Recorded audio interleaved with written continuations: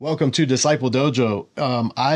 We've been teaching through the Psalms here for a while now, and I'm about to teach, hopefully this week sometime, Psalm 22. And in Psalm 22, there's a really interesting and very well-known textual issue. So what I wanted to do in this video is look at Psalm 22, particularly how different Jewish translations handle it and why those are typically different from Christian translations. So if you appreciate this type of teaching, this type of Bible nerdery, we would love for you to subscribe if you haven't already.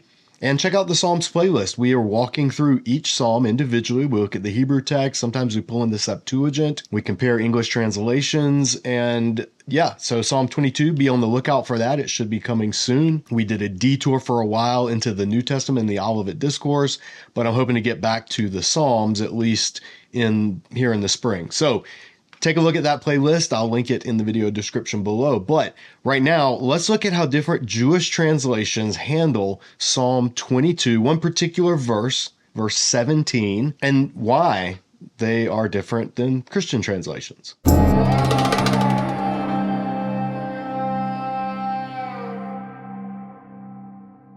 So one of the translations that we'll look at here is by ArtScroll. And this is the compact size. I wanted a pocket Tanakh that had both the Hebrew and the English in it. And so that's why I picked this one. And when you turn to Psalm 22, I have to zoom in real tight since this is such small print. So this is how Psalm 22:17 reads in the ArtScroll Tanakh. It says, "For dogs have surrounded me. A pack of evildoers has enclosed me like," and then there's brackets here, and it says, "the prey of," and then into bracket, "a lion are my hands and my feet." So you're reading along in ArtScroll, you're going to read, "like the prey of a lion are my hands and feet." In other words, they're being eaten, they're being bitten, possibly being mauled. But you notice that the prey of is in brackets. Now, another pocket-sized translation I have here, this is the Magerman edition of the English Koran Tanakh, and it is very small as well. And when you turn to Psalm 22, so it's split up over 2 pages, Koran English translates it as, "For hounds are all around me, a vicious pack encircles me, at my hands and feet like a lion." So Koran English Tanakh doesn't take it as my hands and feet are like the prey of a lion. In other words, my hands and feet are what are getting eaten or mauled, but rather that the vicious evildoers, the pack of vicious ones, encircle my hands and feet like a lion. So maybe like a lion prowling around, encircling. So that's Koran. Then the JPS, and this is Oxford's Jewish Study Bible. JPS has, "Dogs surround me, a pack of evil ones closes in on me. Like lions, they maul," and that's in brackets, "my hands and feet."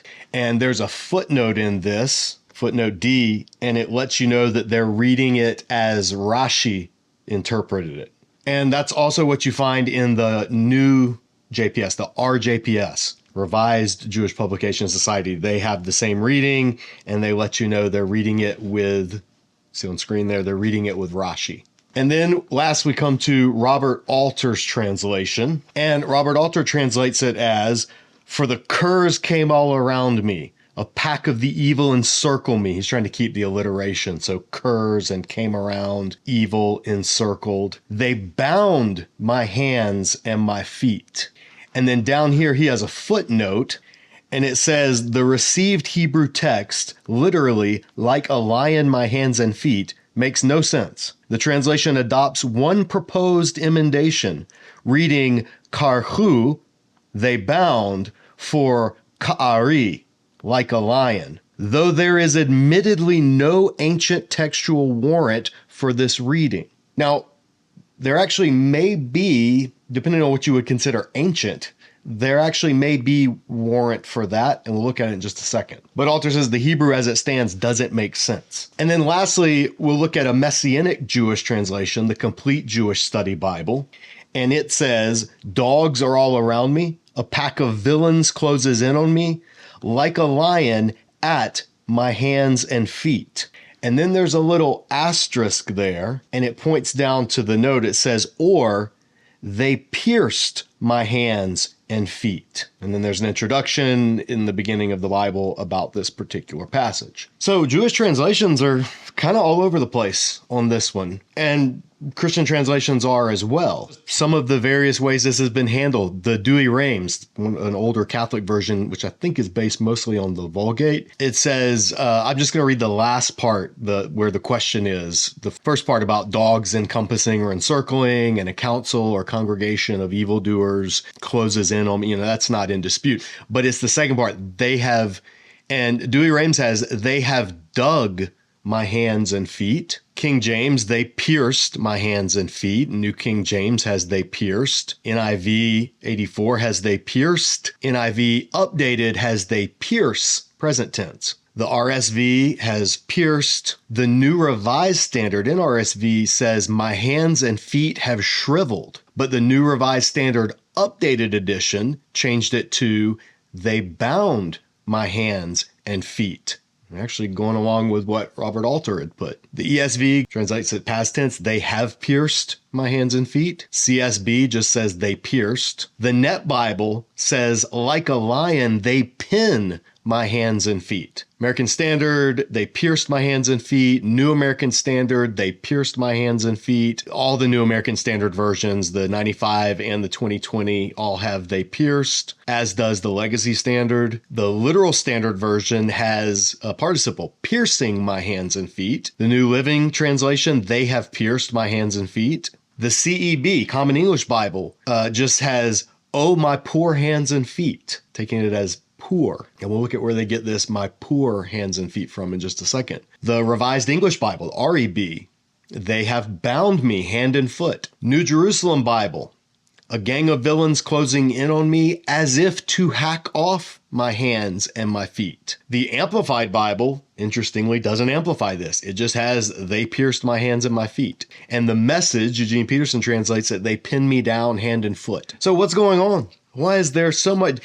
Did they bind? Did they pierce? Are the hands and feet doing the action, and that is being shriveled or being poor? Are translations corrupting things? Are they changing the Bible? All my KJV only trolls, like, oh, they're all corrupted. What can explain all of these variations? Well, there's a couple of things. Again, for the context of all this, we're not going to get into the meaning of this verse, but for the context of this, stay tuned for the Psalm 22 video in our Psalm series. That's going to be the next one that I record. We'll get to what this all means, but just from a question of what does it say, it's kind of a textual issue. So let's look at it. Here on the left, you can see the Hebrew text. Literally, for they surround me, or have surrounded me, depending on the tense you want to translate these verbs in, and it's unclear in poetry. Dogs, Kalavim, a congregation of evildoers, encircle or surround or go around me. And then here's the phrase. This is the phrase in Hebrew right here. Ka'ari. So this is two words, at least in the Masoretic Hebrew text. This is two words. Ka. That's why the cursor's only highlighting one of the letters, because this is accordance telling you these are two words. So the first word is ka. And that is, it's just a particle. It just means like or as. So like, and then this word, ari. And ari means lion. You can see it over here on the right. Here's the definition for ari. This is in the Hallett lexicon. Make it a little bigger. So there's the word ari, and then this has the k on the front of it, or ka, because it has the articles. So like the lion, yadai, my hands, v'raglai, my feet. So like the lion, my hands and my feet. That's literally what it says in the Hebrew Masoretic text. And we can actually see it. I've pulled up. This is the Leningrad Codex. This is the word, this ka'ari. It's right here in the oldest copy of the Hebrew Bible. And this preserves the Masoretic text. You can see ka'ari right there, clear as day. So like a lion, my hands and feet. You would think, okay, well, that settles it. That the Hebrew text says like a lion, my hands and my feet, or like the lion, my hands and my feet. And you just got to chalk it up to it being poetry. Well, the Septuagint, also a Jewish translation. The Septuagint is not a Christian translation. Christians used it and preserved it, but it was done by Jews long before the time of Jesus. The Septuagint of the Psalms has this word, Oryxon, or Oryxon, depending on how you pronounce this upsilon. Oryxon, you can see down at the bottom of the screen, it'll pop up down here. Oryxon, this is from the verb oruso or oriso. It's a third person plural, so they. It's active and it's in the aorist tense. So kind of a general, we would maybe say a past tense, or it's a completed action. So they did something. And what do they do? You see it right there, to dig. So the Septuagint has, they dug, herais my hand, ke podos, and feet. They dug my hands and feet. How did they get they dug? I mean, these are Septuagint. It's not like they didn't know Hebrew. This is a Jewish translation before the time of Jesus. Where did they get they dug from? And then what about the Targum? The Targum, you can see it's a little bit longer. And if you wonder why, again, see our episode where my friend Isaac Paley, who's a Targum expert, came on and gave us an awesome overview of the different Targumim. Well, the Targum, which again were Aramaic Jewish paraphrases, explanations, like a little bit fuller explanations of the text meant to be used in the synagogue. The Aramaic has, they surround me, biting like, and then it has like again. So this is the particle for as, and then this word, karia. And so the al on the end means that it's definite in Aramaic. This is the definite article. And this is the word Ari. Now, I don't know enough Aramaic to know if it's normal that they double up comparison particles, if they have this hik and then ka, and that just intensifies it. But the reason I'm skeptical of that is because, like in Hebrew, ka'ari, like a lion or like the lion, that makes sense just as a word. But there's also a verb. So it's just one word, kara. And in Hebrew, kara, it's got like 3 different meanings. One of the meanings of kara, and in the lexicon it has it as kara number 1, is to hollow out or to dig. That's where the Septuagint authors most likely got they dug my hands and feet, is they're reading kari not as kari, but as karu, and their vocal, it sounds the same. This aleph is quiescent, and so there's question of like full spellings and short spellings, and we don't have time to get into that too much in this video, but kari and karu, they sound real similar, and they could possibly be variant spellings of the same word. You know how, like, example would be in English, English puts U's in words that American English doesn't. So COLOUR in Britain is the word color. COLOR in America is color. It's the same word. There's just that extra U in there, or flavor, or favor, or any of these other words. It's a difference between American English and British English. So some have suggested that this aleph here functions the same way as one of those British U's, that it's not needed, and kari and karu could basically be the same word, coming from this verb kara. So the third person plural of kara would be karu. So karu, my hands and my feet, or kari, my hands and my feet. One means they dug my hands and my feet. One means like a lion, my hands and my feet. But where does my hands and my feet shriveled, where does that come from? Well, in Aramaic, there's also a kara, and the verb kara in Aramaic can mean to be short, or it can be used to describe suffering or a sick person, or to be or to become short or impoverished. So if it's the Aramaic rather than the Hebrew kara, then you also have the possibility of it's saying my hands and my feet have shriveled, like become impoverished or become sick. One of the translations had, oh, my poor hands and feet. They're taking it as my hands and my feet have become impoverished. So it's like a metaphorical way of saying it. One is they cut off my hands and my feet. If you remember, one of the translations had that. That could be from this idea, if it is the Aramaic kara, that could mean like making short. Like, how do you make somebody's hands and feet short? You cut them off. I mean, these are the things that translators are having to wrestle with at the textual level. Like, what was the original word? We just don't have certainty. So where did they bind or they bound my hands and feet come from? You know, Robert Alter said in his translation, there's no ancient manuscript evidence for it. There's not any Hebrew or Greek or Aramaic manuscript evidence, but here's the Vulgate, Jerome's translation that was done by consulting Hebrew scholars back in, I think the 4th and 5th centuries, the early centuries of the church. And you can see right here, Vinxerunt, they have bound my hands, manus, meus, my hand, and my feet. They have bound. That's what Jerome translated this as. So it's very possible that the Hebrew verb also had the meaning of to bind, or there was an original Hebrew manuscript or tradition that Jerome was working from that used something like to bind or to be bound. And here's what I want to show you what makes this interesting text critical wise. We'll go back to the picture here and you can see, so this is the Masoretic text. This is kari. This on the end is a yod, the little over here, the tiniest Hebrew letter, the yod, that makes this say like the lion. But look, if this yod were a vav, and the vav is the second smallest Hebrew letter, then it would be they have pierced or they have dug out. And that's where pierced comes from, is if you dig somebody's hands, like digging out, gouging, piercing. It's not like Christians were just making stuff up as some anti-missionaries might have claimed. No, again, the Septuagint was a Jewish translation. This was not Christians making this stuff up. And so the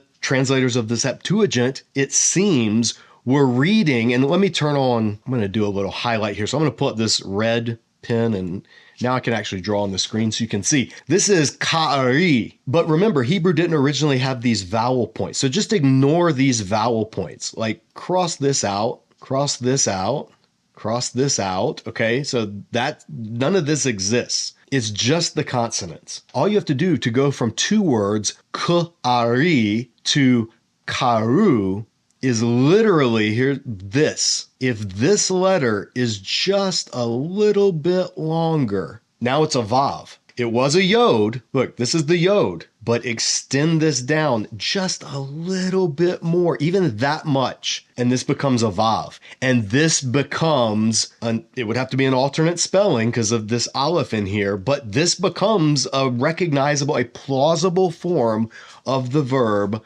karu.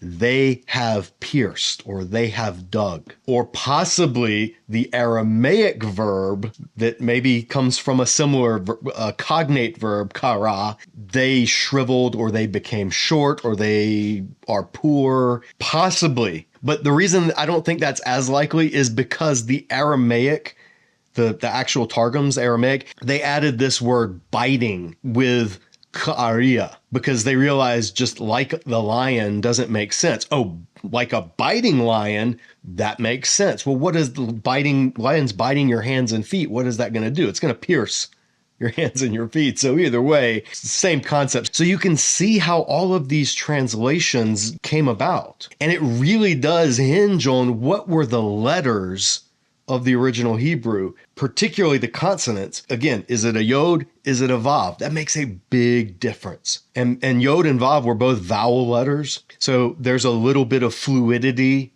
in going way, way back. And it's not like it was rare for words to be spelled differently when it comes to yods or vavs or heys or alephs, these kind of vowel letters. Again, if you don't know Hebrew, just, I don't know how to explain this.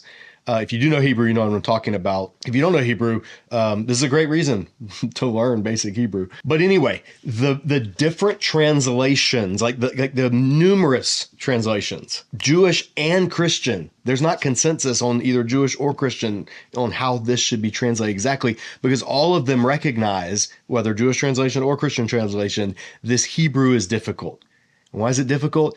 Because this word right here, we don't have complete certainty what it originally said. And so the oldest Jewish witness we have to this verse is the Septuagint. And the Septuagint has, they dug my hands and feet, or they dug out. But the Targum has biting like a lion, my hands and my feet. And the Hebrew text just has like the lion, my hands and my feet, which that's hard to make sense of. And that's why Jewish translations, whether Art Scroll or JPS, they have to add in bracketed words because the Hebrew text as it stands is hard to make sense of. The Aramaic, the Targum added biting in to try to make sense of it, like a lion biting my hands and feet. Septuagint, they dug out, or they that's where pierced comes from, like digging out my hands and my feet. So nothing about lions in the Septuagint, which again, I cannot emphasize this enough. That is also a Jewish translation. For what it's worth, when we teach through Psalm 22, which we're going to do here soon on the channel, this is how I have translated the passage. This is just my attempt at being as transparent as possible with the different textual traditions. For dogs encircle me, a congregation of evildoers, and I put friends here, and we'll talk about that in the episode. This is not a hill I'm even remotely willing to die on. It's just an interesting observation about the consonants of the text. But anyway, for a congregation of evildoers surround me like the lion, ... my hands and my feet. That's how I would translate the Hebrew text. And then I just leave it up to the interpreter to figure out what the psalmist might have meant by like the lion, my hands and my feet. Is it talking about circling me like the lion? And then my hands and my feet, like, oh, my poor hands and my feet, like the Common English Bible or one of those. But I also note right here, or if you take the Septuagint reading, or Uxan, which is, it would be karu, either with or without the aleph, then it's they dug or made a hole in, because to dig or to dig a hole, that's what the meaning is. So they dug hole in my hands and my feet. And that's where you would get, well, what puts a hole in hands and feet? Well, followers of Jesus looked at this and said, I know something that'll put a hole in hands and feet. And lo and behold, what psalm did Jesus cry out the opening words to when he was on the cross? The first verse of Psalm 22, my God, why did you forsake me? Ali, Ali, lama azabtani. Of course, he said in Aramaic, lama sabachthani, but we'll save that for when we look at Psalm 22 in depth. So there you go. That's how different Jewish and different Christian translations have wrestled with Psalm 22:17. The whole point of this, making this video, is to just dispel the notion that translators are out here just making stuff up. They're not. Especially translations that are done by committees. So don't think that. When you come to Bible translations where they very much differ, read the footnotes. And in fact, one of the best footnotes that explains this whole thing that you'll come across is the Net Bible, and it's free online. So find the Net Bible. You can find it anywhere. You can go to, I think, netbible.org or netbible.com. I think it has its own website, but you can find it on any of the Bible Gateway, Bible Hub, YouVersion. Look at the Net Bible note for Psalm 22:17, and it will explain in detail all of this. And the Net Bible ends up going, kind of splitting the difference and bringing out both the sense of the Hebrew and the Targumim and the sense of the Septuagint. And so the Net Bible has, like a lion, they pin my hands and my feet. So they're keeping the lion imagery in there, but also pinning. They're going with pinning my hands and my feet instead of piercing. And I don't have it in accordance, so I couldn't pull it up. Maybe eventually I'll save up enough to get it. But the Dead Sea Scrolls. Somebody may ask, okay, when there's a difference between the Hebrew text, Masoretic text, and the Septuagint, usually the Dead Sea Scrolls are kind of the tiebreaker. There is a Dead Sea Scroll, a scroll from Nahal Hever, and this is in the Net Bible note. It explains this, that has the word karu, like it has a vav instead of a yod, and it has the aleph in there. And so the Dead Sea evidence makes the Septuagint translation a lot more plausible than Jewish translators might have thought until the Dead Sea Scrolls were discovered. And that's something that you see, the Jewish translations that we looked at, you see them kind of starting to wrestle with that a little bit. Translation is not always one-to-one. It's not always neat. And sometimes there are textual things like this, where you really have to get down with a magnifying glass, sift through all the ancient evidences.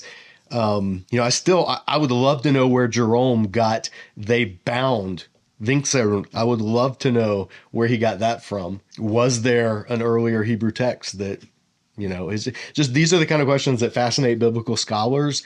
At the end of the day, though, either reading, biting like a lion, or just like a lion, pinning my hands and feet, or they have pierced my hands and feet, neither reading changes the imagery of the psalm. And honestly, neither reading makes a big difference in the messianic significance of the psalm, because the New Testament doesn't quote that verse as messianic. It quotes other parts of Psalm 22, but it doesn't quote that one. So anyway, hopefully this helps as you wrestle with this. And if you didn't know anything about this before this video, there you go, pulling back the curtain on what I think is a really fascinating, interesting confluence of text criticism, translation principles, and ultimately theology. But that'll do for now. If you appreciate Bible nerdy videos like this, then help us make more of them by subscribing and telling other people about Disciple Dojo, and checking out our other playlists here on the channel, and watching older videos and interacting and leaving comments, liking, sharing, all that kind of stuff.